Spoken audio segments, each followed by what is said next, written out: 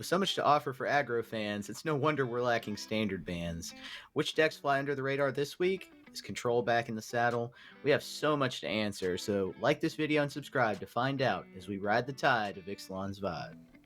It only matters if it ladders, so comment on there below and walk through it with us on Week 3's recap of Standard and Ixalan.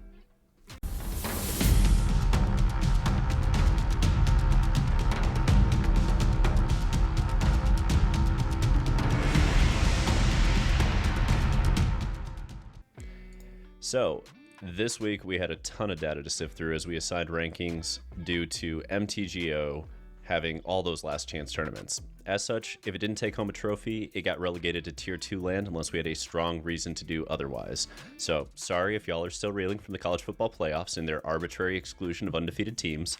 We don't do that here. If you won your trophy, aka took down a tournament, you're in. To that end, Esper Midrange, Azorius Soldiers will continue in Tier 1 land, while Rakdos Control and Gruul Aggro join them, and Red Deck Wins is back, baby. Oh yeah. Tier 2 features top 8 competitors that failed to take down trophies but put up consistent results across multiple tourneys this past week.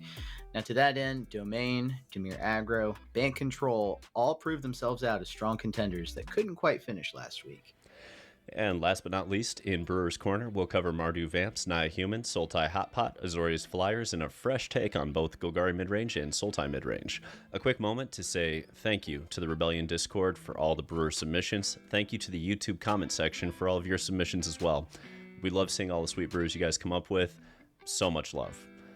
On to Tier 1 breakdowns though, and let's get things kicked off with Esper Midrange. So, Magic of Player 1 took down an MTGO Last Chance qualifier with a more traditional build of this, but I'm featuring the trophy winner of the MTGO 32 challenge from this past Saturday, piloted by Ariane. Now, the reason, look at these gorgeous Tishana's Tidebinders sitting in the main and see how the curve no longer extends to 4 drops for Shelly or Waifu. Now, gang, this is probably one of the biggest evolutionary shifts I've ever seen for this archetype. A mere month ago, both Shelly and Waifu were considered staples and the reason to play Esper Midrange. Now we're eschewing them entirely for lower curve interaction. I love it. I remember when we had people calling for shielded bans. Now we don't see a single copy in the Tier 1 archetype main boards. It's just a sideboard card to help break down aggro decks. I love how versatile this list is, and I want to commend Ariane for the next step in evolution here. Give this one a try, learn how to time out those Tidebinders properly, and I think you'll be surprised by how good this is. Remember, those Tidebinders do flat stop that Atraxa ETB trigger and the Archangel of Wrath ETB trigger, and as long as they're sticking around, those creatures are just going to be their power and toughness stats with no additional abilities. So, it's pretty decent. Oh yeah. Now, a common question that I get from the audience is, how are we sideboarding in case of the Domain matchup? And are there any other cards you would add to the sideboard here to this list? So when we look at that matchup, we're looking at how grindy they are versus how quick we can be, because we're not winning a grind against Domain. They are going to be able to outgrind us with what they have. They're a ramp deck, they're going up the curve, right? So we don't want wedding announcements because we're not trying to grind, and that's what that card is for. We also don't want cut downs because there aren't really targets. So you get 6 slots there for Destroy Evils, Duresses, Disdainful Strokes, Negates, maybe even a Lorna the Third Path, and potentially that third Tishana's Tidebinder if you want it. It really comes down to whether or not you even have extra slots to give beyond the initial 6, and that's kind of a back and forth question for most people. That makes a lot of sense. Talk to us about the next deck in Tier 1, Azorius Soldiers. So, Remph outplayed the field in MTGO Last Chance qualifier with Azorius Soldiers, cementing its status in Tier 1 land yet again. Now, while a majority of this list is fairly standard, let's note the 2 most important alterations. Once again, we see Tishana's Tidebinder making a presence in the main, and we also see the Subterranean Schooner making a presence here as well, at the expense of that 3rd Harbin and that 4th Knight Errant of Eos. Okay? We also see another Tishana's Tidebinder sitting over here in the sideboard. Now, what this really means is we are in week 4 of the meta. Things have started to really settle into place, and I would expect to see more of these Tishana Tidebinders as time goes on. Now, it takes a few weeks because you can't play Tidebinder as it's kind of a sleeper role player until you get to the stage where you understand where the meta's going and you know exactly where you want to be playing it. right? Like, you're not just going to play it on turn 3 arbitrarily. You need to have a plan, you need to have a target, you need to know exactly where it fits in the puzzle. And this is how these Blue X tempo decks are going to push back against ramp strategies that sneak fatties through caverns to obviate counterspells. All right, so I've been paying attention to this archetype, and I've been looking at other versions of the deck, and I've seen full playsets of Warden of the Inner Sky. Do you think Warden of the Inner Sky deserves a spot on this list, or does it slow down the hyper aggro strategy here?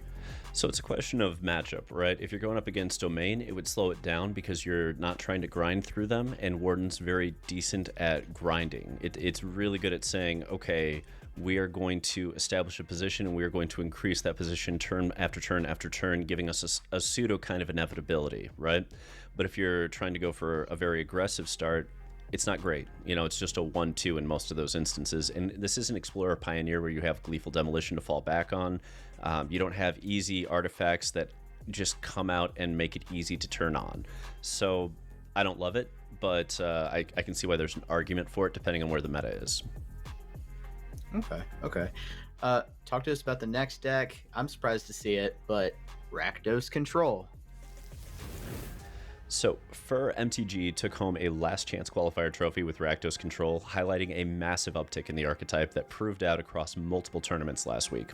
There's a lot of room for evolution and innovation in this deck still, but it's fascinating to see how they pulled this iteration together. Now, some cards you're going to look at and you're going to wonder why, so let's just explain them. Archfiend of the Dross. You're going to take a look at this and wonder, why the hell is this card in here? It doesn't make a whole lot of sense. The rest of this seems very control-ish, and now we just have a 6/6 here. It's because Burn Down the House is also in this deck. And you have, between the two, a Massacre Worm effect where you play Archfiend on 4, Burn Down the House on 5, blow up the whole board except for Archfiend, that's a 6/6, and now they're taking 2 points of life for every creature that gets removed on their end, right? It's fantastic on that sense. The other side of it, you have Atali, you have Breach. This is a deck that wants to go bigger than Domain. This is a deck that wants them to play Atraxa, kill their Atraxa, and then breach and get their Atraxa. That's what this deck's trying to do, is go bigger and make them feel like the ugly duckling for once. So the other part of this that's worth noting is 7 Field of Ruin effects, highlighting that attacking the opponent's mana base in the late game is a strategy, possibly what they're using for Esper Midrange. Wow, okay. Like I said, I was surprised to see this deck, and I love the idea of a pseudo Massacre Worm effect, as you pointed out. My one question, you kind of hinted at it. In your honest opinion, can this deck go bigger than Domain? Yes, but my issue here is that what it's trying to do by going bigger than Domain is less consistent. You know, like, Atali's great when it hits, and it feels terrible when it doesn't. And you're going to get into situations where it's like Atali has to hit relevant spells or else you're in a bad spot. And that's why I've eschewed playing Atali typically. I like Breach of the Multiverse. That one almost always hits. Atali's a little rougher, but Breach of the Multiverse is how I used to go bigger than Domain in Orzhov Control when I was worried about that matchup. Yeah, that does make a lot of sense. Thank you for the assessment. Talk to us about the next list, Gruul Aggro. Alrighty. So I've been waiting a long time for Gruul Aggro to emerge. It's been bouncing around for a while now on the ladder, racking up wins, but lacking consistency. So either this pilot ran hot as the sun, or this deck is actually legit. And I think it's worth noting, when I initially went through and put this on the tier 1 list from the single win, I hadn't yet seen Sunday's results, where this also took 3rd place by the exact same pilot, so I think we can officially say there's some consistency to this list. And regardless, congratulations to Trogger for pulling off a trophy with this beauty. And for those who are a little less clear on how this deck operates, this is a very all-in aggro deck that essentially hits double strike through Scamp and Picnic Ruiner. Scamp's a little bit more indirect, as you have to hit them in order to then sack and fling its power at whatever target, which is, of course, usually their face. Whereas Picnic Ruiner just goes immediately into double strike mode. It's a very all-in kind of list, but it's got kind of a Protect the Queen vibe, which I really like for this. Either way, if people are going to run light on cut downs, this deck starts to gain in power very, very quickly. And let's note that Monstrous Rage is a counter for cut down. You can just play it in response to cut down and counter their cut down with it. Wow, yeah, that's a nice trick. So obviously this deck has the potential to win on turn 3, which we all love the idea of, especially if you run it perfectly up the curve. How does that compare to other aggro decks like Mono Red, Boros? I think against mono red, it's going to have a rough matchup because mono red naturally gets a lot of removal. And this is a deck that needs to stick its 1 and 2 drops. But Boros, my guess is it's actually stronger because Boros needs to go wider, making it far more of an issue when they play Sunfall. Whereas this is a deck that you could Sunfall a Picnic Ruiner, we laugh, play another one past the turn, they don't have another Sunfall, we untap, and then we make Picnic Ruiner have, somewhere between 6 to 10 power, and the game right there. It's more of a combo feel, whereas Boros is more of a let's go wide and set up untenable positions where they have to have Wrath or die. Okay, all right. So, speaking of mono red, talk to us about it. Red deck wins. So initially, this was also only going to be in Tier 2 land because DeLeon 91 made it to the finals of Saturday's MTGO Challenge, and 2 other copies snuck into that top 8 as well, returning it to Tier 2 land, but then DeLeon took it a step further the very next day and took down the MTGO Challenge of 64 with the exact same list minus 1 Mountain and +1 Strangle, which we are seeing here, finally ushering red back to the top of the heap. Now, what this list is, it's not revolutionary, it's not pretty. It curves well, it applies pressure, and it forces your opponent to respond. The sideboard also, as simple as it gets. Straight 4-ofs to swap through, and that's it. Just clear swaps. So I just go clear eyes, open forges, can't lose, here we go mono red. I love what this deck is doing. It's just punishing people for getting greedy, and it's doing it efficiently. Oh yeah, all out aggression. Which matchups do you see the Forge coming in for? I see 4 of in the side. Yeah, so my guess is Urbrask's Forge is going to be for anything grindy. So like Esper Midrange doesn't have a lot of ways to interact with it to my knowledge. It's not like Get Lost even hits it. So that would be my guess is Urbrask's Forge is there to sit down against decks like Esper Midrange and say, okay, you can kill my early drops with your cut downs and your go for the throats, but eventually this gets answered or you get run over. That makes sense. A lot of sense. And that does it for all of our Tier 1 lists. So let's hop down into Tier 2, and I'm going to kick it off with Domain. So there were several Domain decks and pilots making it into top 8s over the last week of MTGO tournaments. But when in doubt, I look for a pilot who's consistently making top 8s with an archetype and evolving it week by week. To that end, here's Jabberwocky's latest, fresh off a Final Four finish in last week's MTGO Last Chance qualifier. Note, the major difference here is we have playsets of Virtue of Persistence and Up the Beanstalk in the main here, along with really only 3 Cavern of Souls. So let's also acknowledge the full playset as well of cut downs in the sideboard. Apparently someone knew Tidebinder was coming to the party and started preparing for it.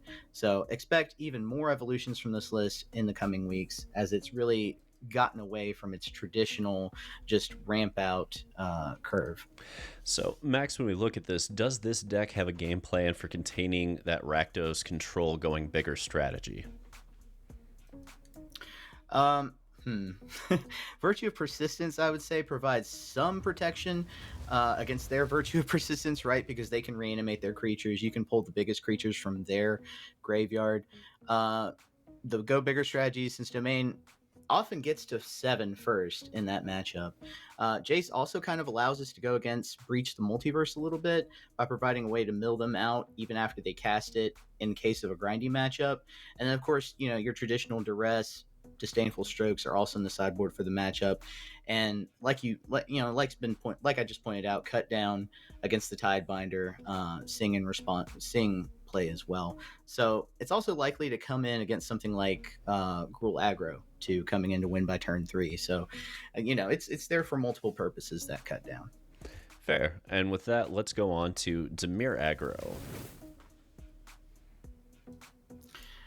All right, so Malex grabbed a top 8 over the weekend with Dimir Aggro, copying a third place list by MTGO Showtime earlier in the week, proving that this deck really has some chops, even though it failed to snag a trophy. Dimir's really in a unique position in the meta to both push heavy threats to the opponent's life total and still hold back at the right moments with counter spells or cards that aim to disrupt the opponent's timing. We've already talked about Shana's Tidebinder, which puts in work in this list, as well as disrupting what decks like Domain are trying to do. This deck attempts to push heavy card advantage as well through the application of early evasive creatures like Spyglass Siren, Malcolm, Deep Cavern Bat, which offers some of the best disruption as well in the game, forcing your opponent to have the double removal in hand at the time that you do it. It hits or else you lose, at the time that card hits, or else you lose a critical piece of removal, the one that you have in your hand. After that, Gix lands on turn 3 and turns those early flyers into money with card advantage.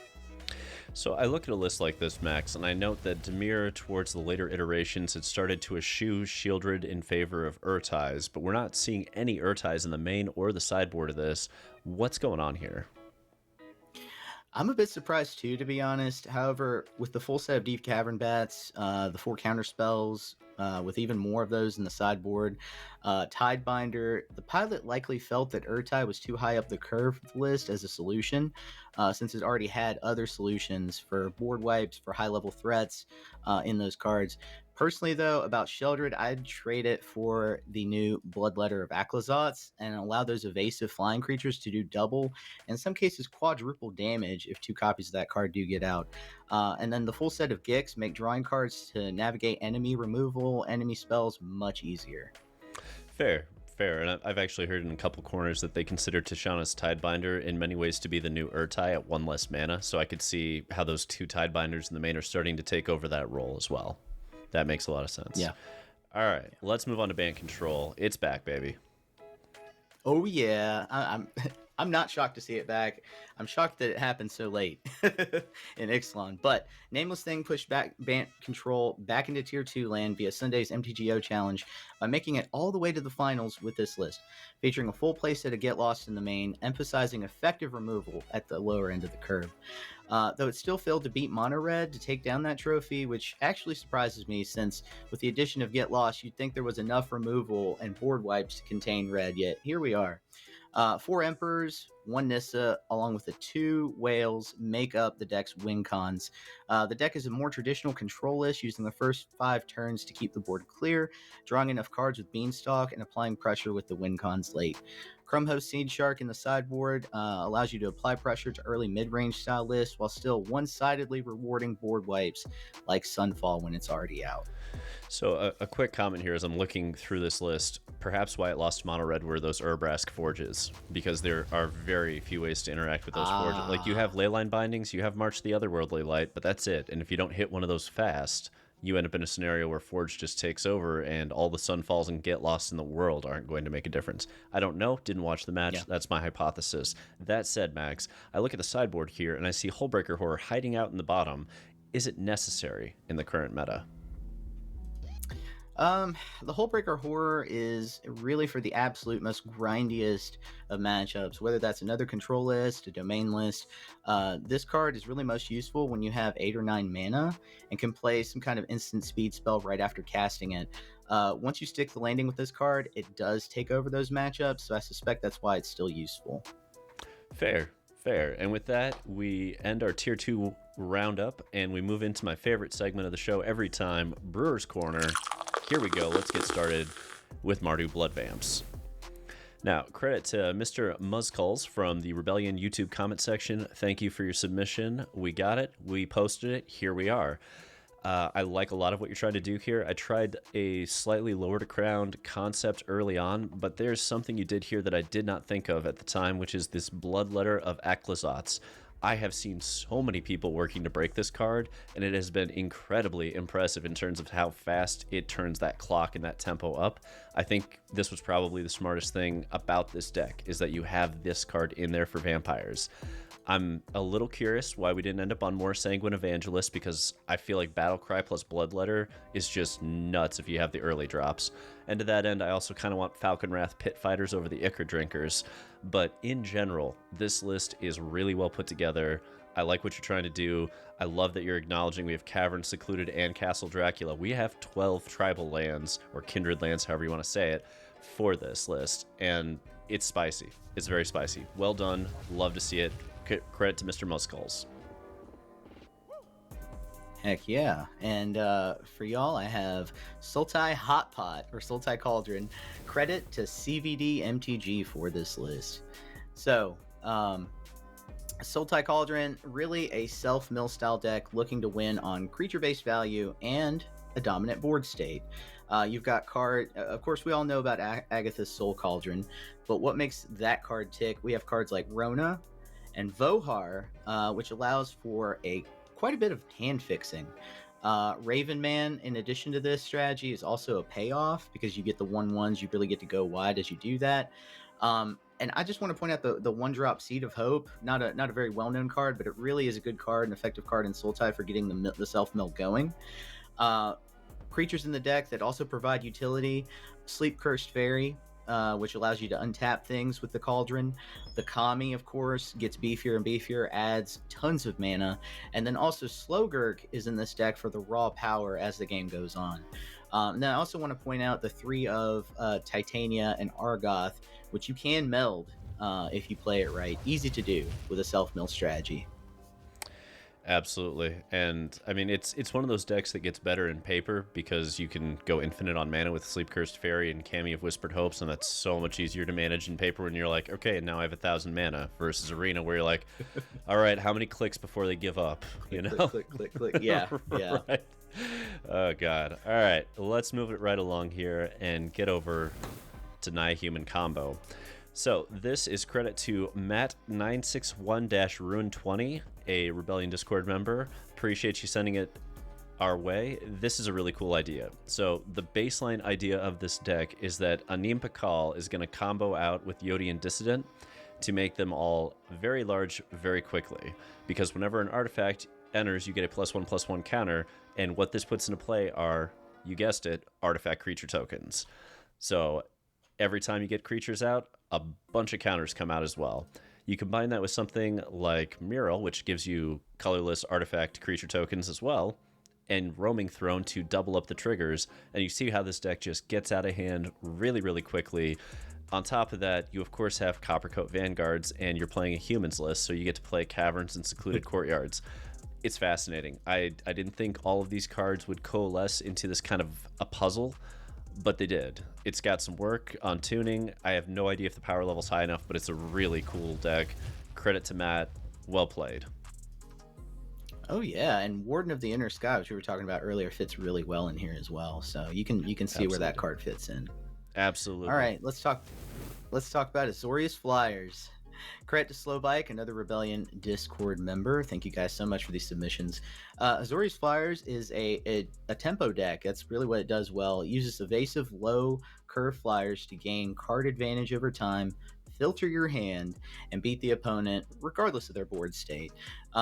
Cards like Fading Hope, March of Swirling Mist, Zephyr Sentinel, and Twining Twins provide some protections from constant removal and board wipes, while cards like Kitesail Larcenist tempo your opponent by taking away their biggest threat. Twining Twins and Steel Seraph, nice little combo where you basically get to blink it back in its full-bodied version, and who doesn't love that? That is a powerful card when you get to really blink it back in. So Azorius, already a very hot color set. People are brewing in it right now, and there's a ton of effective cards in it, and you can see why. This set has really introduced quite a few good blue cards to the archetype of Azorius. Yeah, it's a spicy number. I'm kind of curious to see where it goes as we continue on. But we have a submission here by Salt Miner Chad, one of our own. Alrighty, so this is the Golgari mid update, according to Chad. The idea of this is that Deep Cavern Bat really gets a lot better once you have map tokens, and Esper isn't the only color set that can do that. You have Sentinel of the Nameless City to create these map tokens and keep pumping up this bat while you keep going. It also gives... I like the fact that we're playing Bat into a set where we can go like Bat, Glissa, Shelly. Because can you imagine, like, they have to have so much removal. They have to have so much removal, Max, if they want to deal with it, because anything less than kill Bat after Bat takes something, followed by kill Glissa, followed by kill Shelly, means that the latter two threats are just going to turn the game around and run you over. It also has a lot to offer in terms of these Tranquil Frillbacks and just how flexible they are. The mana base is smooth, you're going up the curve. I really like where this deck's positioned. I know it's going to be a rough journey. It probably is going to need a little bit more work, but this is the closest I've seen to a resurgence for Golgari. If any deck is a pile of really good cards, it's that one. Golgari is probably the one you would characterize the most as just a pile of good cards. Yeah, I think historically speaking, we'd call that two-color money pile. Yeah, that's right. All right, I have for us Sultai Mid, credit to Neocore, from the comment section. Thank you so much for this list. I love Sultai, by the way. My favorite 3-color in many formats. Mid-range. This deck is really a mid-range deck looking to target the go big meta with cards that disrupt and take the opponent's biggest threats for itself. I want to point out the combo of Teachings of the Kirin and Invasion of Amonkhet, historically put together to take down decks like Domain. It's an effective way to steal Domain's Atraxa, and now Rakdos Control / Reanimator's targets of reanimation like Atali. Or, like we just talked about, Golgari's bigger creatures. So, really cool combo, really good way to mill the opponent, steal their biggest thing. Deep Cavern Bat, we've been singing this song's praises all day. Love this card, great disruption for the larger decks, forces the double removal. And then Frillback, in the deck seems to be an acknowledgement of the return of Bant Control. You really do need good. We've been preaching the gospel of artifact enchantment removal for a while, and you really need it with this set. Urtai is in there to disrupt the board wipes, and I just want to point out Nightclubber in the sideboard. Love to see Nightclubber in the sideboard against all that hyper aggro. Fair. And that brings us to our final segment, predictions for the upcoming week. Now, Max, we've looked at 14 archetypes tonight. That's a lot. What are your predictions going into week 4 of Ixalan Standard? Well, I predict we'll continue to see blue splash in amongst all the tier 1s, the tier 2s, as brewers continue to find out how strong this color is in current Standard. Cards like Malcolm, Spyglass Siren, the Schooner, Tishana's Tidebinder, Kitesail Larcenist, the list goes on and on. All of these cards are making appearances in decks that we've reviewed today, and I expect the number of low-curve blue solutions to increase over the coming weeks. Is that a hot take? Blue is the best color coming out of Lost Caverns of Ixalan. Yeah, I just heard myself say that. But what about you, Rictus? Where do you see things headed in the coming weeks? I mean, first, I just want to petition to name the boat the Scoon whenever. Just like, what are you playing? The Scoon. But regardless, I think we're going to see Rakdos Control and Domain fade this week as Esper and Azorius embrace Tishana's Tidebinder as the linchpin that negates so much of what they can't handle at the top of the curve. Between counterspells, ripping their hand apart, and utilizing Tidebinders properly, Esper has really come into its own this season. Now, I personally didn't think Gruul Aggro could maintain the consistency to beat finely tuned Esper lists, and that the primary prey for it would be those ramp strategies, but I could be proven wrong. We've seen Troger make it into 2 top 8s and take down 1 trophy already in 1 weekend, so that's a lot. Maybe it's more consistent than we thought. The archetype I'm honestly most intrigued to see is Dimir. If any archetype has the potential tools to just go under Esper while maintaining card strength parity, Dimir is pretty close, with far fewer clunky draws on that silky smooth mana base that now can include 4 creature lands thanks to Ixalan. It also retains the relevant cards from Esper's current strategy against the ramp decks, and maintains the status quo of holding them in check. So, that said, I'm going to be on the ladder later this week with that sweet Naya Humans brew, seeing if I can tune it up to withstand a Sunfall or 2, because the concept does look sweet. Nice. Yes, it does. And really quick shout out to our MTG Rebellion Discord community for all the work they're putting in each week, talking through these different concepts. It's really great to see, and I got to tell them today in the community brews chat, it's really great to see a resurgence in the competitive community, especially around a format like Standard, and we love to host your ideas. So feel free to click the link in our description, hop on over to join the conversation, and in the meantime, while you're down there, leave us a comment on anything we've discussed today regarding Standard, the Standard meta. Let us know how you see the meta shifting over to week 4. And while you're there, like and subscribe for more Rebellion content. You can even support us by joining the Rebellion down below at either $1 or $3 a month. We would really be grateful to you, and thanks to anyone who's already shown us that love already just in the first 2 months. Until next time, untap, upkeep, resist.